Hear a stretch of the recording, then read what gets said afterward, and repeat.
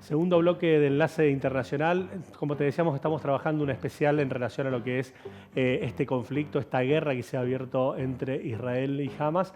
Y para esto estamos en contacto con una amiga de la casa, con quien todas las semanas trabajamos temas coyunturales, justamente para analizar la pata política de este conflicto, en qué situación, en qué contexto llega Israel a este conflicto. ¿Cómo estás, Ana? Vanessa Cárdenas, politóloga internacionalista, como siempre nos acompaña cada semana, es un gusto recibirte. Igualmente un gusto colaborar con ustedes dos. Bueno, justamente queremos hacer hincapié en esto que ha sucedido desde la parte política, porque el gobierno de Netanyahu venía con críticas, con manifestaciones, no estaba viviendo un buen momento y se le suma las críticas ahora de no haber estado al tanto que se venía este ataque, no funcionaron los servicios de inteligencia, los que están diciendo, y hay críticas específicamente a su accionar. Así es, incluso es muy importante señalar que hace algunas semanas se levantó una alerta del Instituto de Investigaciones de Seguridad Nacional de Tel Aviv, que iba dirigido específicamente a la vulnerabilidad del Estado de Israel con base en la polaridad y las discrepancias internas del gobierno. No era en torno a los grupos adversarios que los rodean, sino que este momento político en el cual pues Netanyahu, a pesar de que lo lidera, pues tiene un ala de ultraderecha que pesa y pesa mucho, ¿no? Y por otro lado, pues habíamos visto cada sábado constantemente manifestaciones que reunían entre 500, 1000 personas, pero que iban dando cuenta de que muchos de sus votantes incluso habían perdido ya la confianza en este gobierno.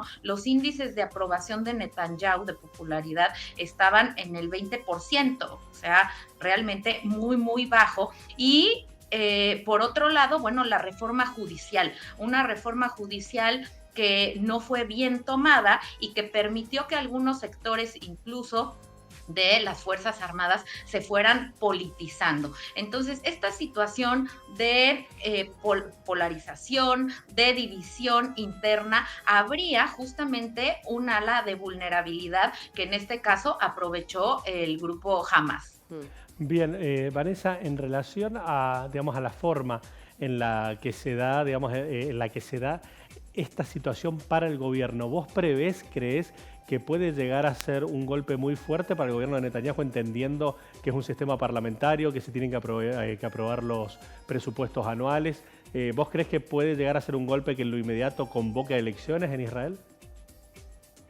Mira, de forma inmediata, pues va a ser muy complicado, ¿no? Justo porque acaba de formar este gobierno de emergencia, de unidad, con el exministro de las Fuerzas Armadas, que si bien no tienen posibilidad de legislar, de emitir leyes, pues es justamente para gestionar la guerra, ¿no? Un cambio muy, muy pronto de gobierno, pues también debilitaría la posición no de Netanyahu, sino de Israel frente a sus opositores. Lo que sí es que en cuanto haya una situación más estable o más clara, bueno, los días de Netanyahu están contados, ¿no? Incluso la población al sur de Israel, que es su bastión, que es pro Netanyahu, están muy molestos, están muy enojados y lo responsabilizan directamente de haber minimizado la peligrosidad de Hamas, que se presumía que no tenía en este momento ningún interés de abrir un conflicto directo con Israel. ¿Qué pasa con el pueblo israelí, teniendo en cuenta que, bueno, lo mencionabas, la baja popularidad de Benjamín Netanyahu, la situación de crítica permanente desde la oposición, y ahora esta forma de ataque tan fuerte que lleva adelante Israel sobre la franja de Gaza? ¿Está de acuerdo el pueblo también en la forma en que lleva adelante esto que el primer ministro ha definido como una guerra? Mira, en un primer momento encontramos que incluso dentro del pueblo de Israel hay críticas, hay quien es pro Palestina, de otorgarles un territorio. Sin embargo, frente a estos ataques, pues la gente sí hace un frente común a una respuesta poderosa porque saben que es un elemento disuasivo para evitar que vuelvan a sufrir un ataque como esto, no solamente de Hamás, sino también de otros grupos como Hezbollah, que también ya se manifestó, que ya ha hecho lanzamientos en estos días en el sur del Líbano, de la yihad islámica en Hamás. Entonces, ante las imágenes, ante el miedo de la población, pues sí hay un fuerte apoyo a una incursión importante militar de Israel y a los bombardeos de tal manera que eviten volver a sufrir un evento como este. Bien, Vanessa, en relación a la forma en la que se llega y a los motivos a este conflicto, o a que se recrudezca este conflicto, uno tiene en cuenta justamente los avances que en teoría se estaban dando entre Arabia Saudita e Israel en materia internacional. ¿Vos crees también que este momento, este contexto, ha sido para tratar de frenar a este socio histórico que han encontrado algunos sectores palestinos? Así es, yo creo que hay algunos elementos que quedan muy incómodos con este conflicto, ¿no? Si bien, bueno, pues evidentemente todos estamos sorprendidos y lamentamos lo que ha ocurrido, bueno, hay quien queda atrapado, ¿no? Desde la política interna de Estados Unidos, la Autoridad Nacional Palestina, pero otro muy importante es justamente Arabia Saudita, que estaba negociando esta normalización de relaciones con Israel y que iba a obtener protección y otros insumos importantes por parte de Estados Unidos para seguir avanzando en ese sentido, pero era evidente que iba a haber una molestia y sobre todo bien de los grupos palestinos, porque no se negoció nada a favor de ellos no ganaban nada en este proceso, a pesar de que Arabia Saudita pues lidera y abandera la causa importante desde el mundo árabe, pero también porque Arabia Saudita pues de alguna manera es un archienemigo de Irán, ¿no? Creo que poco, o sea, sí lo mencionamos los académicos, pero en el mundo de lo político, etcétera, el gran elefante blanco, como dicen en el cuarto, pues es Irán, y creo que quien menos justamente lo quiere mencionar, pues es el presidente Biden. Se lo ha mencionado constantemente los republicanos, el presidente Trump, porque a partir de las negociaciones que ha tenido con Irán, en las que se le han liberado fondos, no de Estados Unidos, sino fondos que Estados Unidos le tenía retenidos en otros lugares, pues se le acusa de que hubo un flujo para poder financiar estos eventos y que finalmente pues eso repercute también en la imagen tan desgastada que hoy tiene Biden. Ahora, se da en un contexto diferente este ataque de Hamás a lo que ha sido históricamente el enfrentamiento. Digo, pensando en el mundo árabe, ¿esto puede de alguna manera frenar la idea de lo que se cree de Irán de romper este proceso de paz, este acuerdo de paz con Arabia Saudita, teniendo en cuenta que, bueno, ahora hay otros intereses en juego?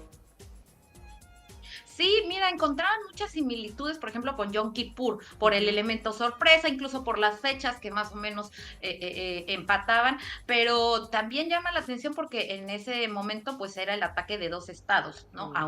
A Israel. En este caso, pues es un grupo considerado terrorista por Estados Unidos, por la Unión Europea, y por la forma, además, los ataques de Hamás habían tenido cohetes en cantidad más o menos unos 700, ¿no? Han ido en aumento, etcétera, pero esta vez fueron 2.500, acompañados de estas incursiones por aire, por agua también y por tierra, que incluso se vio parapentes motorizados, motocicletas, y además eso nos habla de que conocen muy bien a Israel, porque incluso la toma de rehenes ha servido para que de manera inmediata no haga Israel esta incursión militar terrestre que había prometido, ¿no? Sino que se ha tenido que retener.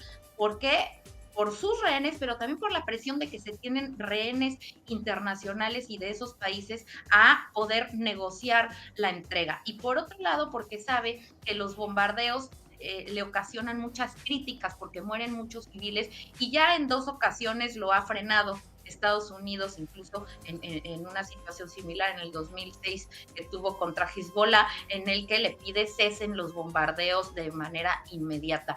Así creo que es un momento también en ese sentido diferente por el conocimiento que se tiene hoy de Israel y de sus formas de respuesta, pero también por la forma y la evolución de la estrategia de estos grupos. Vanessa, en relación al asedio que se ha planteado a Franja de Gaza, a este impedimento justamente de acceder a energía, a alimentos, ha tenido una crítica internacional, pero impresionante, con una vehemencia tremenda. Cuando uno analiza las consecuencias que debería tener, piensa si se aplicarán. ¿Cuál va a ser la responsabilidad o el costo que va a tener que pagar Estados Unidos e Israel por aplicar este tipo de políticas, digamos, que están catalogadas como crimen de guerra?